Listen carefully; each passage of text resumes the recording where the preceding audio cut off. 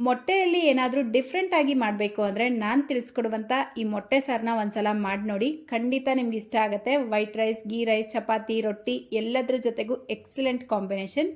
ಇದನ್ನ ಮಾಡೋದು ಸುಲಭ, ರುಚಿ ಕೂಡ ಚೆನ್ನಾಗಿರುತ್ತೆ. ಸೊ ಬನ್ನಿ ಆಗಿದ್ರೆ ಮಾಡೋದು ಯಾವ ರೀತಿ ಅಂತ ನೋಡೋಣ.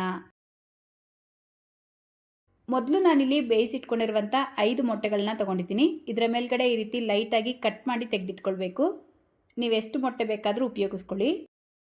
ಈಗ ಒಂದು ಬ್ಲೆಂಡರ್ ಜಾರ್ಗೆ ಫ್ರೆಶ್ ಆಗಿರುವಂಥ ತೆಂಗಿನಕಾಯಿ ಅರ್ಧ ಕಪ್, 1 ಟೀ ಸ್ಪೂನ್ ಗಸಗಸೆ, 2 ಪೀಸ್ ಚಕ್ಕೆ, 4 ಲವಂಗ, 2 ಏಲಕ್ಕಿನ ಸೇರಿಸ್ಕೊಂಡು ಸ್ವಲ್ಪ ನೀರು ಸೇರಿಸಿ ನುಣ್ಣಗೆ ರುಬ್ಕೊಳ್ಬೇಕು.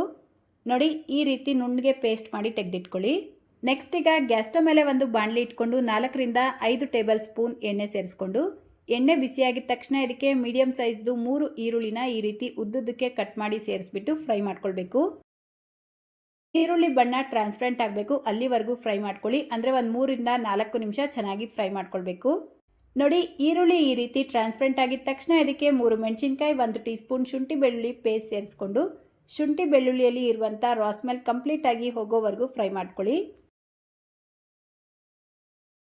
ಈಗ ಇದಕ್ಕೆ ಚೆನ್ನಾಗಿ ಹಣ್ಣಾಗಿರುವಂಥ ದೊಡ್ಡ ಸೈಜ್ದು 2 ಟೊಮೆಟೊ, ರುಚಿಗೆ ತಕ್ಕಷ್ಟು ಉಪ್ಪು ಸೇರಿಸ್ಕೊಂಡು ಲಿಡ್ನ ಕ್ಲೋಸ್ ಮಾಡಿ ಲೋ ಫ್ಲೇಮ್ನಲ್ಲೇ 3 ರಿಂದ 4 ನಿಮಿಷ ಟೊಮೆಟೊ ಸಾಫ್ಟ್ ಆಗೋವರೆಗೂ ಬೇಯಿಸ್ಕೊಳ್ಬೇಕು. ನೋಡಿ, ಕರೆಕ್ಟಾಗಿ 4-5 ನಿಮಿಷಕ್ಕೆ ನಾವು ಸೇರಿಸ್ಕೊಂಡಿರುವಂಥ ಟೊಮೆಟೊ ಚೆನ್ನಾಗಿ ಬೆಂದು ಸಾಫ್ಟ್ ಆಗಿರುತ್ತೆ. ಈ ರೀತಿ ಸಾಫ್ಟ್ ಆಗಿದ ನಂತರ ಗ್ಯಾಸ್ ಫ್ಲೇಮ್ನ ಕಡಿಮೆ ಮಾಡಿಕೊಂಡು ಅರ್ಧ ಟೀ ಸ್ಪೂನ್ ಅಚ್ಕಾರದ ಪುಡಿ, ಅರ್ಧ tea spoon Kashmiri red chilli ಪೌಡರ್ನ ಸೇರಿಸ್ಕೊಂಡಿದ್ದೀನಿ. ಖಾರ ನಿಮ್ಮ ಟೇಸ್ಟಿಗೆ ತಕ್ಕಂತೆ ಜಾಸ್ತಿ ಅಥವಾ ಕಡಿಮೆ ಸೇರಿಸ್ಕೊಂಡು 1 ಟೀ ಸ್ಪೂನ್ ಧನಿಯಾ ಪುಡಿ, 1/4 ಟೀ ಸ್ಪೂನ್ ಅರಿಶಿನ, ಅರ್ಧ ಟೀ ಸ್ಪೂನ್ ಜೀರಿಗೆ ಪುಡಿನ ಸೇರಿಸ್ಬಿಟ್ಟು ಇದೆಲ್ಲವನ್ನು ಒಂದ್ಸಲ ಚೆನ್ನಾಗಿ ಮಿಕ್ಸ್ ಮಾಡ್ಕೊಳ್ಬೇಕು. ಈ ರೀತಿ ಮಿಕ್ಸ್ ಮಾಡ್ಕೊಂಡಿದ ನಂತರ ಇದಕ್ಕೆ ರುಬ್ಬಿಟ್ಕೊಂಡಿರುವಂಥ ಮಸಾಲೆ ಪೇಸ್ಟ್ನ ಸೇರಿಸ್ಕೊಂಡು 1 ರಿಂದ 1.5 ಕಪ್ ನೀರು ಸೇರಿಸ್ಕೊಂಡು ಮಿಕ್ಸ್ ಮಾಡ್ಕೊಳ್ತಾ ಇದ್ದೀನಿ. ಈ ರೀತಿ ಮಿಕ್ಸ್ ಮಾಡಿಬಿಟ್ಟು ಟೇಸ್ಟ್ ಚೆಕ್ ಮಾಡ್ಕೊಳ್ಳಿ. ಉಪ್ಪು ಅಥವಾ ಖಾರ ಕಡಿಮೆ ಇದ್ದರೆ ಇವಾಗ ನೀವು ಸೇರಿಸ್ಕೊಳ್ಬೋದು. ಸಾರು ಕನ್ಸಿಸ್ಟೆನ್ಸಿ ನೋಡಿಕೊಂಡು ನೀರು ಜಾಸ್ತಿ ಅಥವಾ ಕಡಿಮೆ ಸೇರಿಸ್ಕೊಳ್ಳಿ. ನಾನಿಲ್ಲಿ ಸ್ವಲ್ಪ ಗಟ್ಟಿಯಾಗಿ ಮಾಡ್ಕೊಳ್ತಾ ಇದ್ದೀನಿ. ನಿಮಗೆ ತೆಳುವಾಗಿ ಬೇಕು ಅಂದರೆ ಇನ್ನೂ ಒಂಚೂರು ನೀರು ಸೇರಿಸ್ಕೊಳ್ಬೋದು. ಈ ಮಸಾಲೆನ ಈಗ ಒಂದ್ಸಲ ಮಿಕ್ಸ್ ಮಾಡಿಬಿಟ್ಟು ಕುದಿಯೋದಕ್ಕೆ ಬಿಡಬೇಕು. ನೋಡಿ, ಮಸಾಲೆ ಈ ರೀತಿ ಕುದಿಯೋಕ್ಕೆ ಸ್ಟಾರ್ಟ್ ಆಗಿದ ತಕ್ಷಣ ಇದಕ್ಕೆ ಬೇಯಿಸಿಟ್ಕೊಂಡಿರುವಂಥ ಮೊಟ್ಟೆಗಳನ್ನು ಸೇರಿಸ್ಕೊಂಡು ಒಂದ್ಸಲ ಮಿಕ್ಸ್ ಮಾಡ್ಕೊಳ್ಳಿ.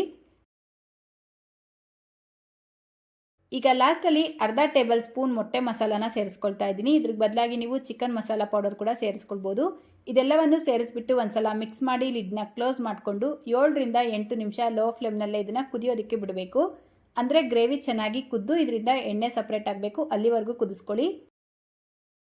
ನೋಡಿ, ಕರೆಕ್ಟಾಗಿ 7-8 ನಿಮಿಷಕ್ಕೆ ಗ್ರೇವಿ ಚೆನ್ನಾಗಿ ಕುದ್ದು ಈ ರೀತಿ ಎಣ್ಣೆ ಸಪ್ರೇಟ್ ಆಗಿರುತ್ತೆ.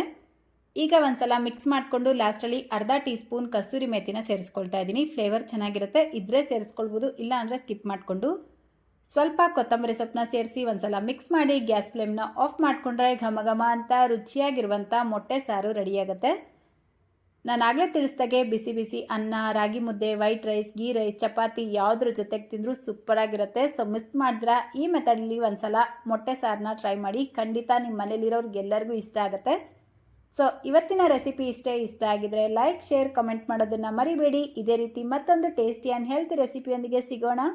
Thank you.